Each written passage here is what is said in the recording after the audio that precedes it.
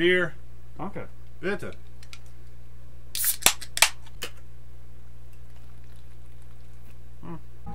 So this is American Space Monkey Riffs, episode 2, Riffs. Cody, tell me about your guitar. So, this is an American-made... This is the story of a girl. Story of a girl. Who cried a river and drowned the whole world. Anyway, it's a American-made Gibson Les Paul Studio. I looked into the serial number, which was a mistake. It's a 2006, which I was really, really disappointed by, because I thought it was from the 80s or 90s. But you know, 2006, pretty good vintage. Good year. Has no binding or anything special. As with most Gibsons, we had to replace. I'll try and do a. I had to replace the machine heads because the standard Gibson machine heads are balls. Are they Collusion or no? Just the Gibson Deluxe. The Gibson Deluxes are what was replaced with some Spurzels. Spurzels are really good. Everything stays in tune real nice. Aside from that, the guitar is pretty stock. Aside from the strap lock and Spurzel tuning machine heads, it's pretty much bone stock. No modifications otherwise, aside from the neck being sanded down and it being an American-made Gibson. So it's heavy as fuck. Rosewood fretboard, and I don't know what the fuck body's made Mahogany. by Mahog. But yeah, that's it. Nothing crazy. Very stock. Got some blood on the pickups. Some blood here and there, and it's getting worn in slowly. Starting to get like dents in it that I didn't know existed. So tell us about your little weapon here. This is, I also believe, well actually I haven't looked into the serial number. It's actually the only, wait, you figured out. Oh man. Wow, that's funny. What? Pretty sure it's a 2006 as well. Yeah, I bought it in, yeah, like 2006 I think. And so this is an Epiphone Les Paul Custom. It has many scuffs and modifications to it and whatnot. My tuning pegs, however, are the standard Epiphone Grover tuning pegs, which are good and are fucking awesome. Very, very good. Much better than the Gibson Deluxe tuning heads. I've bashed these things. Like, there's the plastic O-ring. Yeah. That's missing on like 4 of them, and like a couple of them are like bent. Still stays in tune. Yeah. Wood glued in the nut. But speaking of wood glue, I've broken the headstock off a few times. Like 3 or 4 times, which is a common thing. Maybe not that many times. Yeah, it's all stock. Oh, no, it's not. It's all stock from here up, minus like a pound of wood glue. Yeah. And a dowel that we put in.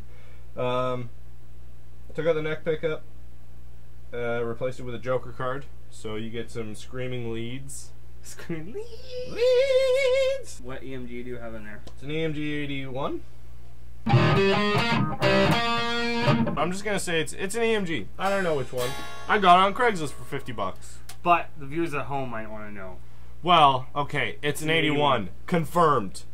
And then I took the tone knob out of the circuit just to give it more whatever. I had the Invader that was from last episode in your Hamer. Yep. I bought this for 50 bucks. Tried to wire it up myself. Fucked it up. Went to Long McQuaid. And was just like, here, fix it. Ah! Bump, bump.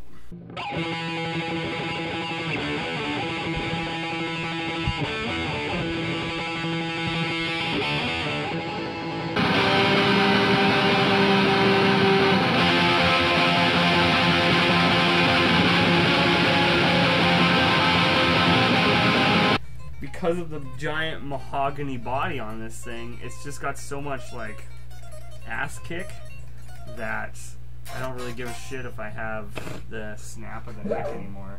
Because this is just. Cause you'll snap necks. and like the kill guitar is just so much more. Ah!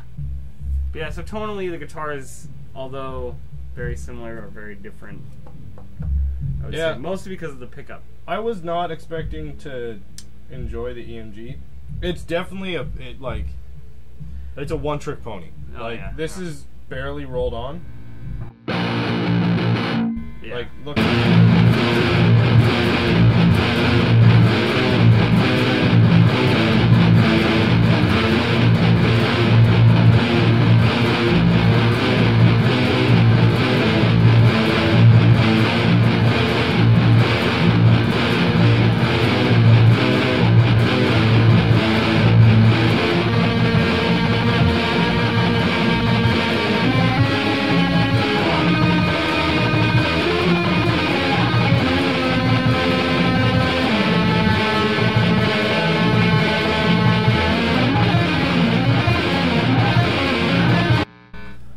Talk about it's sweaty in here already. Yeah, it's pretty we've talked about our guitars. Yeah. Do we want to talk about the heads we're using? Let's talk about the heads, and then go for a cigarette break, and then play some more shit.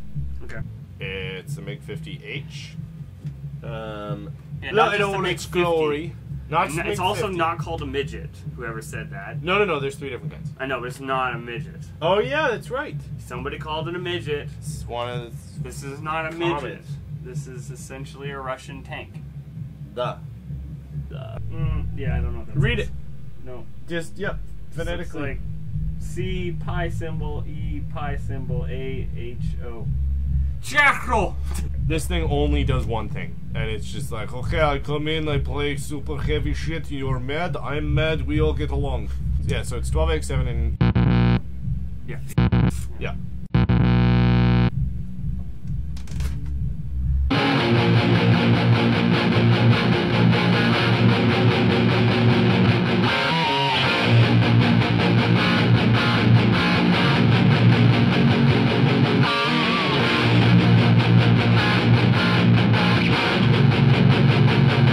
Tell me about your amplifier.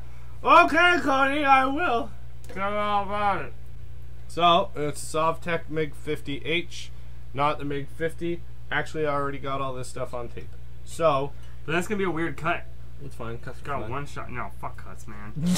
Can't monologue, get off stage. Alright, it's a Sovtek MIG-50H. Not a MIG-50, not a MIG-50H midget. Not a midget. It's a MIG-50H. Is anything wrong with midgets? It's not a hilarious Furnace Schreier. What? Is that an actor? Yeah, that's Tyrion Lannister. No, that's not his fucking name. No, that's not. That's Dinklage. Yeah, it's, Furnace Schreier is Mini-Me. Yeah. What? Peter Dinklage. Peter Dinklage. Yeah, okay. Dinklebot. I hear that you need help hacking a door. Yes. Yeah. Please, Dinklebot, tell me. Please tell me more about how to hack doors. I don't know how to door hack. So it's a MIG-50H. It is a one-trick pony, but it doesn't try anything else. It turns on and it gets mad. It's 2. Count them 2. 2. 3 12AX7s that I replaced with Sovtek 12AX7s. The only complaint I have about it really is the jacks are made of plastic. Not a bad plastic, but it's a 30-year-old amp-ish. And yeah, the jack on the low input is starting to go, but nobody ever uses the low input, so... And yeah, it does noises like this.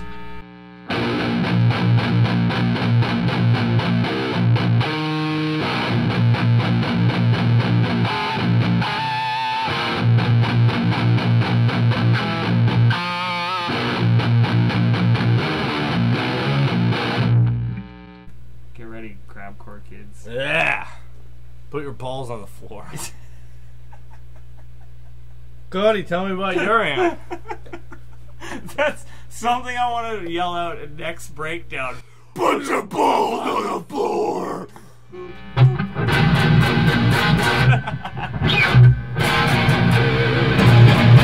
That's a Marshall JCM 900, model 4100. It is from 2005, so still 20 years newer than that. It's been modified to run 6L6s because I believe this would normally run EL34s. So whoever, some amplifier, someone modifier made 6L6s work in this bitch. So yeah, so it's running that. So it's a little more aggressive than the standard 900. Because I know most 800 guys are like, I do know some noises they make. And most people want an 800, that's the legendary one. But the 900 can be really kick-ass too. And for me, using a PV Windsor beforehand, this is definitely much, much better. It's a 2-channel amplifier, one clean, one real dirty. And don't do that stupid effects loop mod, because that's dumb. So, when we got the 900, just to like kind of talk about where the 900 came from, because previously I was using a PV Windsor, which is basically just a shitty Marshall clone. Although the amp did last me 7 years, so I got a good run out of it without changing a tube. So went to Long and McQuaid. The guy there was super awesome. He got us to Dave English? Dave London. Dave London? Who's Dave English? Yeah, I think he's the guy from Jackass. Anyway, we went there and we shot out the orange TH35, the JVM 2000, this Marshall JCM 900. The JVM sounded like sharp glass. I don't know how else to put that tone. It's a very clean, bright, glassy tone. This face. Yeah, it's like... So the JVM 2000 was out right away. The first amp we tested was the orange TH35, which the tone is obviously boss as fuck. Orange has like some really kick-ass amp tones for sure, but the amp was like $1,800. So we basically ended up trying out the JCM 900 and then shooting out between the 900 and the TH35. The 900, obviously being a 100-watt amp versus a 35-watt amp, smoked the 35 in volume. And because we're a very loud band, extremely loud, we need to make sure that our amplifiers can keep up with our drummer first off, and then each other. So the TH35 was just as great of a sound and a tone that orange amplifier had. Super happy with a JCM 900 100-watt. I don't think I'll be moving off of this amplifier anytime soon, so I'm really happy with the 900. It's boss. What you doing? Picking. I took out my earplugs while we were trying them out. And I was like, wait a minute. I took out my earplugs, and I'm like, it's dimed.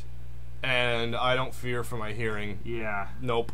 And just immediately we're like, okay, nope, JCM 900. There we go. Yeah. Go with that. But it at 3, and if it makes you bleed, then it's You're good. Yeah, exactly. Your store's not willing to do a shootout, you probably shouldn't buy there. Yeah, go to Long McQuaid. Because they've been exceptionally amazing every time we've gone in there. Yeah. They're super kick-ass. So go to your local music shop. If they're not willing to do a shootout between an amplifier that you want to buy, A loud shootout. yeah, like no bullshit. Like if they're not willing to like dime it and like be loud, then what's the point? I mean, it's not like you're gonna take it back and be like, oh, I'm gonna play it 2 when I get back to the jam spot. No, you're gonna fucking dime it. So fucking dime it at the store.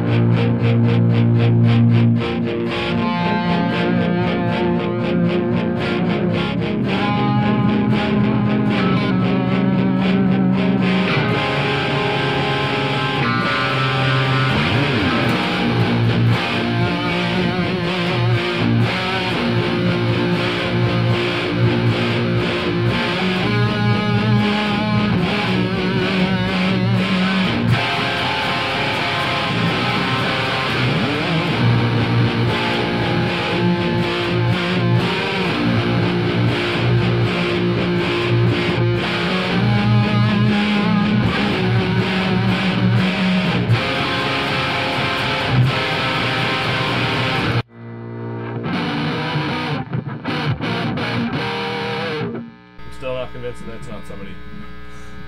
I don't want to put that right there. Hey, in the comments, tell me if this is a song, because I think I've heard it, but I couldn't find it.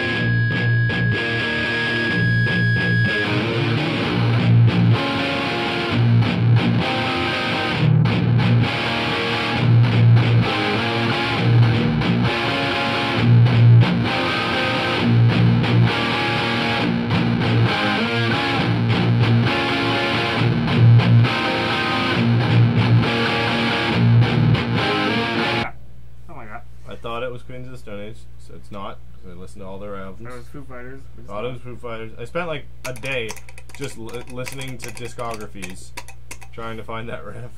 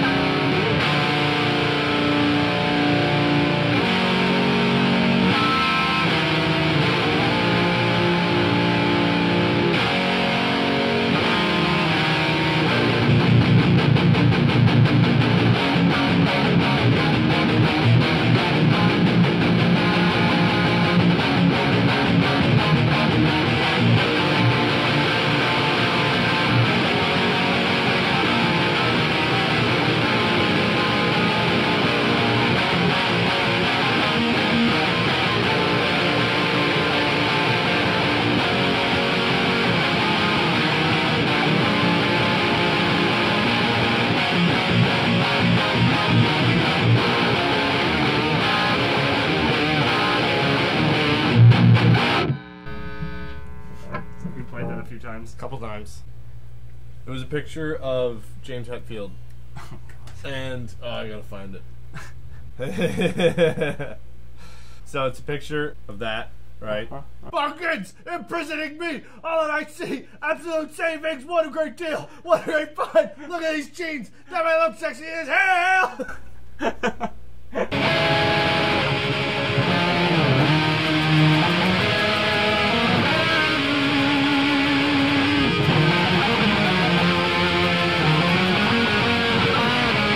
Like, comment, and subscribe so that we can fucking, afford mic stands. You want to help us drink beer? I'm that too. That would be good.